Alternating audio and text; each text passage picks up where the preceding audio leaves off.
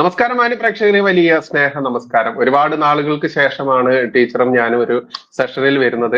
ഒരുപാട് ആളുകൾ നമ്മളോട് ചോദിക്കുന്നുണ്ട് എന്തുകൊണ്ട് നമ്മുടെ ചൊറിയാതെ വയ്യ എന്നുള്ളത് സ്റ്റോപ്പ് ചെയ്തു എന്നൊക്കെ ചോദിക്കുന്നുണ്ട്. അത് വൈകാതെ തന്നെ നമ്മളത് വീണ്ടും ആ ഒരു രൂപത്തിലേക്ക് മാറും എന്നുള്ളത് പച്ചയ്ക്ക് പറയേണ്ടതുണ്ട്. കാരണം മറ്റൊന്നുകൊണ്ടുമല്ല, കാരണം ഒരുപാട് കള്ളക്കേസുകൾ ഞങ്ങൾക്കെതിരെ വരുന്നു. അത് കൃത്യമായിട്ടും ചൊറിയേണ്ടിടത്ത് കൊണ്ടു അവിടെ കൃത്യമായിട്ട് ചൊറി വന്നത് കൊണ്ട് തന്നെ ഒട്ടേറെ കള്ളക്കേസുകൾ വരുമ്പോൾ നമ്മൾക്കത് ഒരു വ്യക്തികൾക്ക് അല്ല രണ്ട് വ്യക്തികൾക്കൊക്കെ അത് ഫേസ് ചെയ്യുന്ന ലിമിറ്റ് ഉണ്ടല്ലോ. അപ്പൊ അതുകൊണ്ട് തന്നെയാണ് ഞങ്ങൾ പല സമയത്തും നമ്മൾക്ക് വരുന്ന ഒരുപാട് പ്രശ്നങ്ങളൊക്കെ മാന്യ പ്രേക്ഷകരോട് തന്നെ ഷെയർ ചെയ്യാറുണ്ട്. അത്തരത്തിലൊരു വലിയ വിഷയം ഷെയർ ചെയ്യാൻ തന്നെ വേണ്ടിയിട്ട് തന്നെയാണ് ഈ ഒരു ലൈവ് സെഷൻ വെച്ചിട്ടുള്ളത്. കാരണം ടീച്ചർക്കും എനിക്കും വ്യക്തിപരമായിട്ട് അറിയുന്ന നമ്മുടെ ഒരു സഹോദരൻ, ആ സഹോദരനെ ഈ ഇവിടെ നിരോധിക്കപ്പെട്ട PFI ഭീകരന്മാരും SDPI ഭീകരന്മാരും ചേർന്നുകൊണ്ട് ഒരു കള്ളക്കേസിൽ കുരുക്കുന്നു. ആ കള്ളക്കേസിൽ കുരുക്കിയ ആ യുവാവിനെ മറ്റാരും രക്ഷയില്ലാതെ ഭാര്യയും ഒരു കുഞ്ഞുമടക്കമുള്ള ഒരു ചെറിയ കുടുംബം, ആ കുടുംബത്തിലെ ഏക അത്താണിയായിട്ടുള്ള നമ്മുടെ സഹോദരൻ, ആ സഹോദരനെ രക്ഷിക്കുന്നതുമായി ബന്ധപ്പെട്ട് ഞാൻ ഈ കഴിഞ്ഞ ആഴ്ചയായിട്ട് ഒരുപാട് ആളുകളെ കാണുകയും അതിനു വേണ്ടിയിട്ട് എല്ലാ വീഡിയോയ്ക്ക് മുൻപിലും ഒരു ഇൻട്രൊഡക്ഷൻ കൊടുത്തും ഒക്കെ മുന്നോട്ട് വരുന്ന ഒരു സാഹചര്യം തന്നെയാണുള്ളത്. അപ്പോൾ ആ കേസിന്റെ മെറിറ്റിലേക്ക് നമ്മൾക്ക് അത് വെളിപ്പെടുത്താൻ പറ്റാത്തൊരു ബുദ്ധിമുട്ടുണ്ട്. കാരണം ആ വ്യക്തി ആരെന്നും എന്താണ് കേസെന്നും ഐഡന്റിഫൈ ചെയ്ത് കഴിഞ്ഞാൽ അതിന്റെ പിറകെ വരുന്ന ഒരുപാട് ഭവിഷ്യത്തുകൾ വേറെയുണ്ട്. അപ്പോൾ സത്യത്തിൽ ഞാൻ ടീച്ചറോട് ഈ കാര്യം പറഞ്ഞ സമയത്ത് നമ്മൾ ഒരുപാട് മുൻപേ ചിന്തിച്ചിരുന്ന ഒരു വസ്തുതയുണ്ട്. അതായത് ഇത് നിയമാനുസൃതമായിട്ട് ഇത്തരത്തിലുള്ള ഒരുപാട് വേദനകൾ അനുഭവിക്കുന്ന ആളുകൾ, ഇത്ര കേസുകളായാലും വീടില്ലാത്തവർക്ക് വീടായാലും അത്തരത്തിൽ ഒരുപാട് ദുരിതങ്ങൾ അനുഭവിക്കുന്ന ആളുകൾ നമുക്ക് ചുറ്റുമുണ്ട്. പക്ഷെ ഒരു പ്രത്യേക മതവിഭാഗത്തിന് മാത്രം ഇതെല്ലാം കിട്ടിക്കൊണ്ടിരിക്കുന്ന ഒരു മേഖലയാണ് നമ്മുടെ ഈ നാട്ടിൽ എന്ന് നമുക്കറിയാം. അതിന് മതേതരം എന്ന പേര് വിളിച്ചുകൊണ്ട് ഇവിടെ നടക്കുന്ന പേക്കൂത്തുകളൊക്കെ നമ്മൾക്കറിയാം. അത്തരത്തിൽ ഒരുപാട് വേദന അനുഭവിക്കുന്ന ആളുകൾക്ക് ഒരു കൈത്താങ്ങായി മാറാൻ വേണ്ടി നമ്മൾ തന്നെ ഒരു ചാരിറ്റബിൾ ട്രസ്റ്റിന് രൂപം കൊടുക്കുകയാണ്. അതിന്റെ വെട്ടം എന്ന പേരാണ് ഇപ്പോൾ നമ്മൾ സജസ്റ്റ് ചെയ്തിട്ടുള്ള, ഈ ടീച്ചർ സജസ്റ്റ് ചെയ്ത പേരാണ്.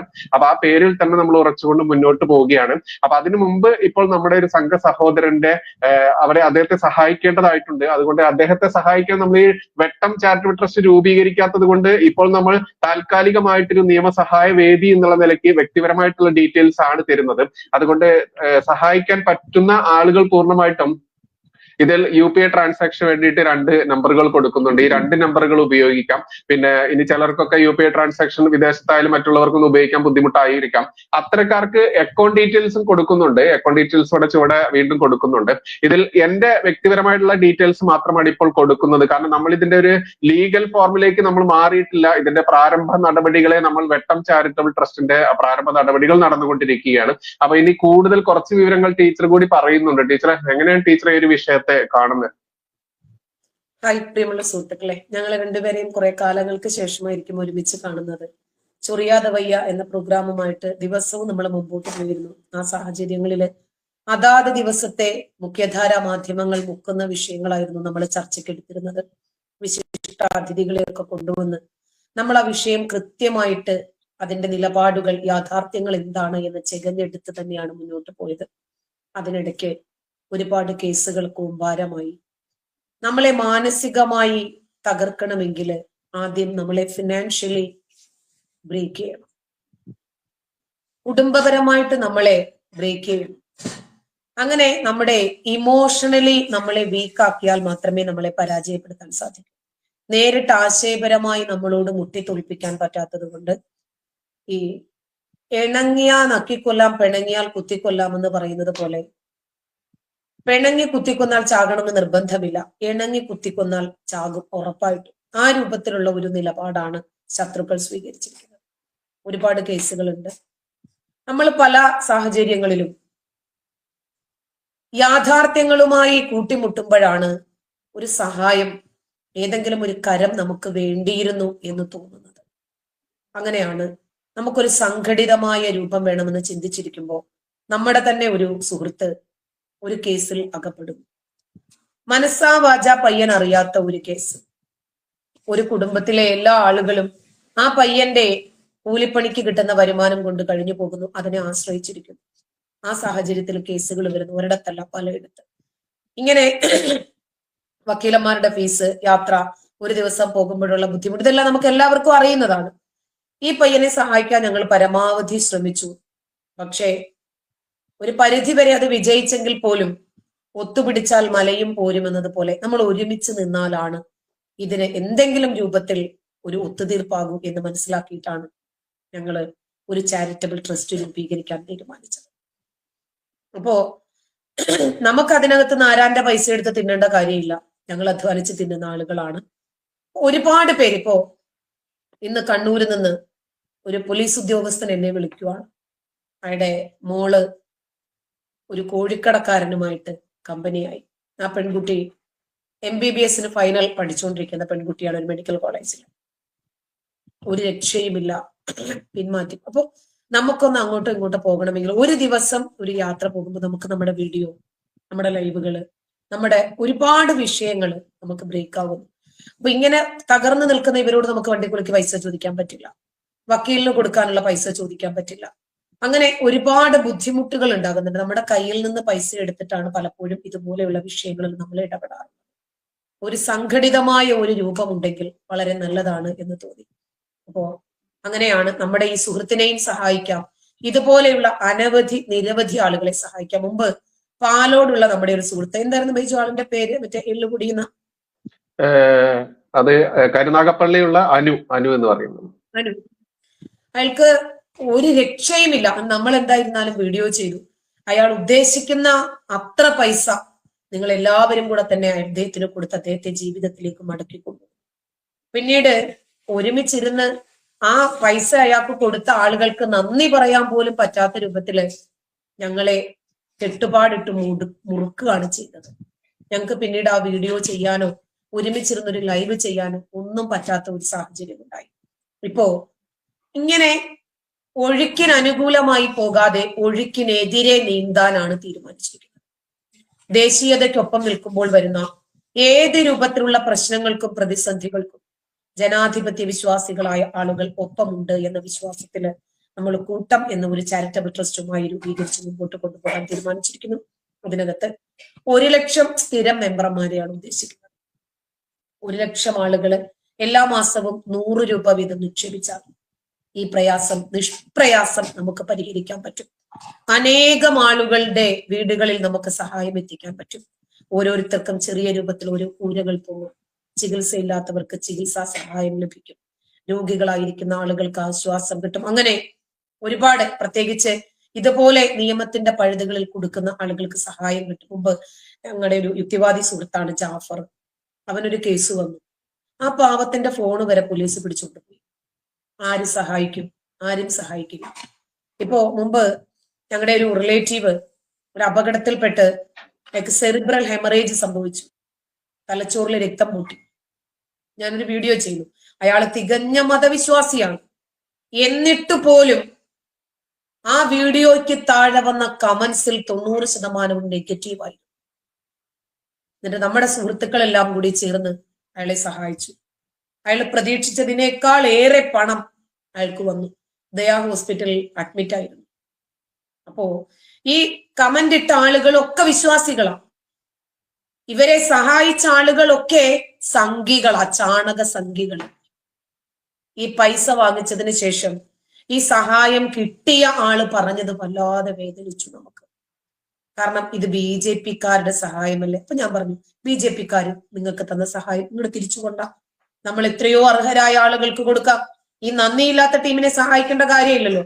അപ്പൊ അയാൾ ഒരു വിശ്വാസിയായിട്ട് പോലും പറഞ്ഞത് ഞാനായിപ്പോയി, ബൈജു ആയിപ്പോയി, സിജോ ആയിപ്പോയി, ക്രൈം നന്ദകുമാർ ആയിപ്പോയി. നമ്മളൊക്കെയാണ് ആ വീഡിയോ ചെയ്തിരുന്നത്.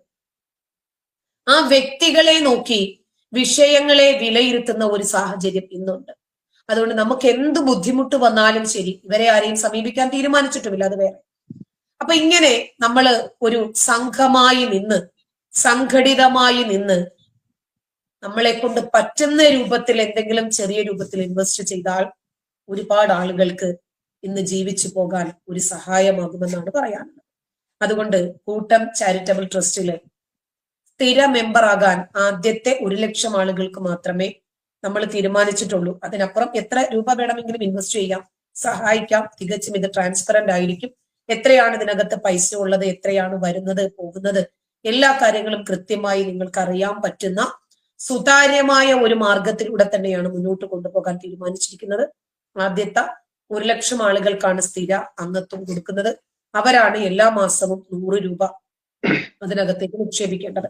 അതുവഴി നമുക്ക് ഒരുപാട് കാര്യങ്ങൾ ചെയ്യാൻ കഴിയും. ഒരുപാട് പേർക്ക് തൊഴിൽ ഉണ്ടാക്കി കൊടുക്കാൻ പറ്റും. ഭക്ഷണം, മരുന്ന്, പാർപ്പിടം, വീൽ ചെയറിന് വേണ്ടി പോലും കഴിഞ്ഞ ദിവസം എന്നെ ഒരാള് സമീപിച്ചിട്ടുണ്ടായിരുന്നു. അങ്ങനെ ഒരുപാട് പേർക്ക് എന്തെങ്കിലും തരത്തില് ഒരു സഹായം ചെയ്യാൻ സാധിക്കുമെങ്കിൽ എല്ലാ സുഹൃത്തുക്കളും ഒരുമിച്ച് നിൽക്കണമെന്നാണ് ഈ സന്ദർഭത്തിൽ എനിക്ക് പറയാൻ. കൂട്ടം ചാരിറ്റബിൾ ട്രസ്റ്റിൽ ഞങ്ങള് താല്പര്യമുള്ള രണ്ട് പേരായിരുന്നു നമ്മള് സജസ്റ്റ് ചെയ്തിരുന്നത്. ഒന്ന് വെട്ടവും ഒന്ന് കൂട്ടും. അപ്പൊ ടീച്ചർ കൂട്ടം എന്ന് തന്നെ പറയുന്നുണ്ട്. ഒന്നുകൂടെ ബെറ്റർ വെട്ടമാണ് എന്ന് തോന്നുന്നു എന്ന് ഞങ്ങൾ സജസ്റ്റ് ചെയ്തിരുന്നു. എന്തായാലും നമ്മള് നാളെ മുതൽ അതിന്റെ ഫോർമൽ രൂപത്തിലേക്ക് മാറുകയാണ്. വെട്ടമായാലും കൂട്ടമായാലും പേരിനേക്കാൾ ഉപരി നമ്മുടെ ആക്ടിവിറ്റീസ് ആണ് പ്രധാനം. അപ്പൊ ടീച്ചർ അത് എക്സ്പ്ലെയിൻ ചെയ്ത് കഴിഞ്ഞു. അപ്പൊ ഈ ഒരു ലൈവ് സെഷൻ നമ്മൾ ഇതിനു വേണ്ടി മാത്രം വന്നിട്ടുള്ളൊരു സെഷനാണ്. കാരണം നമ്മുടെ ഒരു കൂട്ടമായിട്ട് നീങ്ങാൻ വേണ്ടിയിട്ടുള്ള വെട്ടം ചാരിറ്റബിൾ ട്രസ്റ്റിന്റെ ആ ഒരു അനൗൺസ്മെന്റ് മാത്രം, പിന്നെ അതോടൊപ്പം നമ്മുടെ സംഘ സഹോദരൻ അതല്ലെങ്കിൽ നമ്മുടെ സഹോദരനെ ഈ പറയുന്ന ഇസ്ലാമിക ഭീകരന്മാർ കുരുക്കിയിട്ടുള്ള ആ കേസിൽ നിന്നും രക്ഷിക്കാൻ വേണ്ടിയിട്ടുള്ള ഒരു ധനസമാഹരണം, അതിനു വേണ്ടിയിട്ടുള്ള ഒരു അനൗൺസ്മെന്റ് കൂടിയാണ്. അപ്പോ ആ സംഘ സഹോദരനെ സഹായിക്കാൻ വേണ്ടിയിട്ടുള്ള UPI ട്രാൻസാക്ഷന്റെ നമ്പർ ഇവിടെ കൊടുത്തിട്ടുണ്ട്.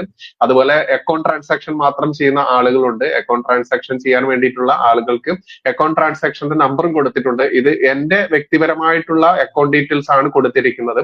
അതിന്റെ ഒരു ബുദ്ധിമുട്ട് എന്താണ് എന്നുള്ളത് നിങ്ങൾക്ക് അറിയാം. എന്നിരുന്നാലും നമ്മൾക്ക് ഇത് കൊടുക്കാതിരിക്കാൻ പറ്റില്ല. കാരണം ആ ഒരു സഹോദരനെ സംരക്ഷിച്ചെടുക്കുക എന്നൊരു ഉത്തരവാദിത്വം സത്യത്തിൽ ഞാനത് വലിയ വേദനയോടെ തന്നെ ഏറ്റെടുക്കേണ്ടി വന്നു. നേരിട്ട് കണ്ട് സംസാരിച്ച് ഈ വിവരങ്ങളെല്ലാം അറിയുന്ന ടീച്ചർക്കും അത് അറിയാൻ പറ്റും. അതുകൊണ്ടാണ് ഇങ്ങനെ ഒരു സെഷനിൽ ഈ ഒരു വിവരം കൂടി നിങ്ങളിലേക്ക് പാസ് ചെയ്യുന്നത്. അപ്പം മറ്റൊരു വലിയൊരു ഉദ്യമത്തിലേക്കാണ് നമ്മൾ കടക്കുന്നത്. അപ്പൊ അതിന്റെ അമ്മയെ തല്ലിയാലും രണ്ട് പക്ഷമുള്ള നാടാണ് നമ്മുടെ നാട്. ഒരാള് മരണാസന്നനായി കിടക്കുന്നെങ്കിൽ പോലും അത് ഒപ്പിയെടുത്ത് വീഡിയോ രൂപത്തിലാക്കി റേറ്റിംഗിന് വേണ്ടി ശ്രമിക്കുന്ന ആളുകളാണ് അധികവും. ഒരു മനുഷ്യൻ ഇങ്ങനെ മതതീവ്രവാദികൾ കുടുക്കിയിട്ടിരിക്കുന്നു, കേസുമായിട്ട് മുന്നോട്ട് പോകാൻ പറ്റുന്നില്ല, കുടുംബം പട്ടിണിയാണ്. നമ്മളൊക്കെ ചെയ്യുന്ന സഹായത്തിന് ഒരുപാട് ലിമിറ്റുകളുണ്ട്. അപ്പോ എല്ലാവരും ഒരുമിച്ച് എന്തെങ്കിലും ആ മനുഷ്യനൊരു സഹായം ചെയ്താൽ ആ കുടുംബം അല്ലലില്ലാതെ പോകുമെന്ന് മാത്രമല്ല, ഈ മതതീവ്രവാദികളിൽ നിന്നും അതിനൊരു മോചനവും ലഭിക്കും. നമുക്കറിയാം നമ്മുടെ നാട്ടിലെ ഇടതനും വലതനും ഇത്രയും കാലവും ശ്രമിച്ചിട്ടുള്ളതെല്ലാം ഈ മുസ്ലിം തീവ്രവാദികളെ സുഖിപ്പിക്കുന്ന നയമാണ്. നമുക്കെതിരെ വരുന്നത് MP ആണ്, MLA ആണ്, മന്ത്രിമാരാണ്. നമുക്ക് വേണ്ടിയിട്ട് ആര് നിൽക്കും? എനിക്കിപ്പോ 3 കേസുമായിട്ട് പോയിരിക്കുന്നത്, ഒന്ന് MLA, ഒന്ന് MP, ഒന്ന് മന്ത്രി. അപ്പോ പ്രബലരായ ആളുകളെ ഇറക്കിയാണ് നമ്മളെ തടയാൻ ശ്രമിക്കുന്നത്. അതുകൊണ്ട് ഈ സഹോദരന്റെ പേരും വിവരങ്ങളും ഒക്കെ പേഴ്സണലായിട്ട് നിങ്ങൾക്ക് അദ്ദേഹത്തെ കണ്ട് സഹായിക്കാൻ താല്പര്യമുണ്ടെങ്കിൽ അതും പറഞ്ഞു തരാം. അപ്പോ മുന്നോട്ട് പറയാൻ പറ്റാത്ത കാര്യം അയാളുടെ കേസിനെ അത് സാരമായി ബാധിക്കും എന്നുള്ളത് കൊണ്ട് മാത്രമാണ്. അതുകൊണ്ട് ആ മനുഷ്യൻ നമ്മളിൽ ഒരാളായി കണ്ട് കഴിയുന്ന സഹായം ചെയ്യണം. നമ്മൾ എത്രയോ ഭക്ഷണത്തിന് വേണ്ടി, വസ്ത്രത്തിനു വേണ്ടി, നമ്മുടെ യാത്രയ്ക്ക് വേണ്ടി എത്രയോ പണം നമ്മൾ ചെലവഴിക്കുന്നവരാണ്. പക്ഷെ ഈ പൈസ ആ മനുഷ്യന്റെ കുടുംബത്തെ രക്ഷപ്പെടുത്തുന്നതിന് വേണ്ടിയാണ് നമ്മൾ ഉപയോഗിക്കുന്നത്. 1 രൂപയാണെങ്കിലും ശരി, സന്തോഷത്തോടുകൂടി ഏറ്റുവാങ്ങാൻ ആ മനുഷ്യനോട് കാത്തു നിൽക്കുന്നുണ്ട്. നമ്മുടെ ഈ വീഡിയോ ലൈവായിട്ട് ആളും കാണുന്നുണ്ട് എന്നാണ് വിചാരിക്കുന്നത്. കഴിയുന്ന സഹായം എല്ലാവരും ചെയ്യും. ഓക്കെ, വീണ്ടും ഞാനിവിടെ ആ ഒരു ട്രാൻസ്ഫർ ചെയ്യാനുള്ള ഡീറ്റെയിൽസ് ഇവിടെ വീണ്ടും കാണിക്കുന്നുണ്ട്. എല്ലാ UPI ട്രാൻസാക്ഷനും ഈ 2 നമ്പറുകളിലേക്ക് ചെയ്യാൻ പറ്റും. ഇനി ഒന്ന് ഉപയോഗിച്ചിട്ട് മറ്റൊന്ന് ഉപയോഗിക്കാൻ വേണ്ടിയാണ് 2 എണ്ണം കൊടുത്തത്. കാരണം ചിലർക്കൊന്നും ഒരു നമ്പറിൽ കിട്ടുന്നില്ല എന്ന് പറയുന്നു. അതുകൊണ്ട് 2 നമ്പർ കൊടുത്തിട്ടുണ്ട്. ഇനി അക്കൗണ്ട് ട്രാൻസ്ഫർ ആണെങ്കിൽ ഈ അക്കൗണ്ട് ട്രാൻസ്ഫറിലേക്ക് ചെയ്യാൻ പറ്റും. കാരണം അത് കൃത്യമായിട്ട് നമ്മൾക്ക് ചെയ്യുന്നവരെല്ലാവരും ആ നമ്മുടെ ചാനൽ വാട്സപ്പ് നമ്പർ കൂടിയാണ് അതിൽ കൊടുത്തിരിക്കുന്ന ആ UPI ട്രാൻസാക്ഷൻ നമ്പർ. അപ്പൊ ചെയ്തതിന് ശേഷം ഒരു സ്ക്രീൻഷോട്ട് കൂടെ അയച്ചു കഴിഞ്ഞാൽ ഒന്നുകൂടെ ഉപകാരമാണ്. അല്ലെങ്കിൽ ഇവിടെ നമ്മളത് മോണിറ്റർ ചെയ്യുന്നുണ്ട്. ടോട്ടൽ എത്ര രൂപ എന്നുള്ളത് മോണിറ്റർ ചെയ്തിട്ട് അദ്ദേഹത്തിന് കൊടുക്കേണ്ടതുള്ളത് കൊണ്ട് തന്നെ. മാത്രമല്ല നമ്മൾക്കറിയാം 34 കോടി നിമിഷങ്ങൾക്കുള്ളിൽ പിരിച്ച ഒരു നാടാണ് ഈ കേരളം എന്ന് നമ്മൾ എടുത്തു പറയേണ്ടതുണ്ട്. അത് 34 കോടിയുമല്ല, അതിനേക്കാൾ ഉപരി എത്ര 10-12 കോടി എക്സ്ട്രാ കിട്ടി എന്നുള്ള കണക്കുകളൊക്കെ പിന്നീട് വന്നു. പക്ഷെ ആരും ഇത് പരിശോധിക്കാനോ ഇത്രയുണ്ട് എന്ന് വെരിഫൈ ചെയ്യാനോ അതിനൊരു അവസരം ആർക്കും കിട്ടിയിട്ടില്ല എന്നുള്ളത് മറ്റൊരു യാഥാർത്ഥ്യമാണ്. എന്തിനു വേണ്ടിയിട്ടായിരുന്നു ഈ റഹീം എന്ന് പറയുന്ന ആൾക്ക് വേണ്ടി ഫണ്ട് പിരിച്ചതെന്ന് ഇന്നും സംശയത്തോടു കൂടി ചിന്തിക്കുന്ന കണ്ടുകൊണ്ടിരിക്കുന്ന ആളുകളുണ്ട്. നോക്കൂ, നിങ്ങൾ ആദ്യം മനസ്സിലാക്കുക, ഒരു കുഞ്ഞിനെ ശ്വാസം മുട്ടിച്ച് കൊന്ന, അതും ചലിക്കാൻ പോലും ശേഷിയില്ലാത്ത ഒരു കുട്ടിയെ ശ്വാസം മുട്ടിച്ച് കൊന്ന ഒരു കൊടും ക്രിമിനലാണ് ഈ പറയുന്ന റഹീം എന്നുള്ളവൻ.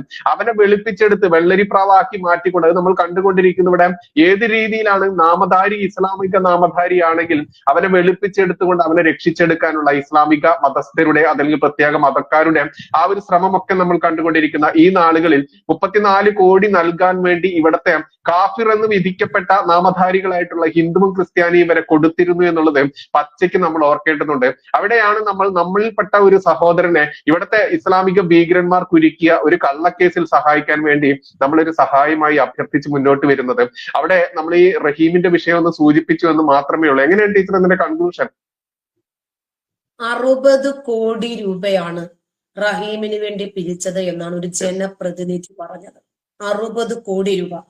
എന്നിട്ട് ദാ വരുന്നു, ഇപ്പൊ വരുന്നു, പിന്നെ വരുന്നു, ദാ വന്നുകൊണ്ടിരിക്കുന്നു.